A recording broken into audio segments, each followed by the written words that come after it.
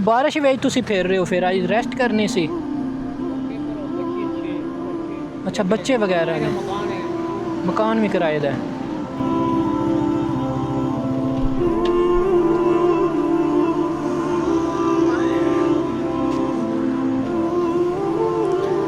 अस्सलाम वालेकुम बाबा जी, की हाल चाल है? खैर करिए, तुसी सुनाओ की सेल कर रहे हो? 3 डब्बा खरीदे हैं, फेरी कर रहे हैं। कोई खरीदया सुबह का कोई खरीदया या कोई नहीं? हाँ, मैं क्या कुछ सुबह का खरीदया है या कोई नहीं खरीदया? बस 20 रुपए रोटियां मिली है, बताया कोई नहीं मिले। हम जा रहे हैं हमारे। अच्छा, 20 रुपए की रोटियां मिलियां ने सिर्फ? अभी जाएगा। अच्छा, ਇਹਦੇ ਵਿੱਚ ਨਾ ਕੁਝ ਪੈਸੇ ਨੇ, ਠੀਕ ਹੈ, ਇਹ ਤੁਸੀਂ ਰੱਖ ਲਓ, ਠੀਕ ਹੈ। ਅਗਰ ਕੰਮ ਸ਼ਮ ਨਹੀਂ ਕੀਤਾ ਤੇ ਇਹ ਕਿਸੇ ਨੇ ਭੇਜੇ ਨੇ ਤੁਹਾਡੇ ਵਾਸਤੇ, ਉਹਨਾਂ ਲਈ ਦੁਆ ਸ਼ਵਾ ਕਰ ਦਿਓ, ਠੀਕ ਹੈ।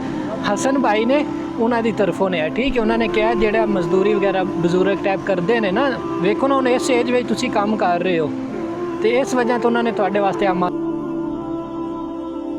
ਸਾਨੂੰ ਇਜਾਜ਼ਤ ਹੈ, ਠੀਕ ਹੈ। ਬੈਠੇ ਹੋਏ ਕਿਉਂ, ਕੋਈ ਥੱਕ ਥੁੱਕ ਗਏ ਹੋ? ओहो, पैर बड़ा ज़्यादा खराब है थोड़ा। इधर उत्ते कोई चीज़ नहीं लाई? क्यों पट्टी क्यों नहीं की?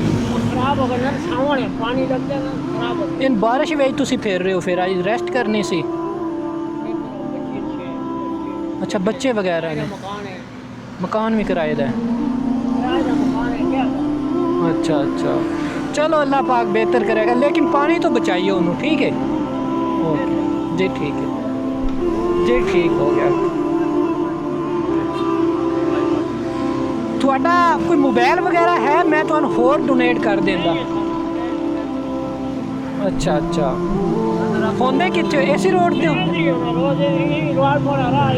चलो अल्लाह पाक खैर करेगा, इंशाल्लाह मुलाकात होएगी फिर दोबारा इंशाल्लाह थोड़े नाल जी, इंशाल्लाह मैं पूरी कोशिश करांगा।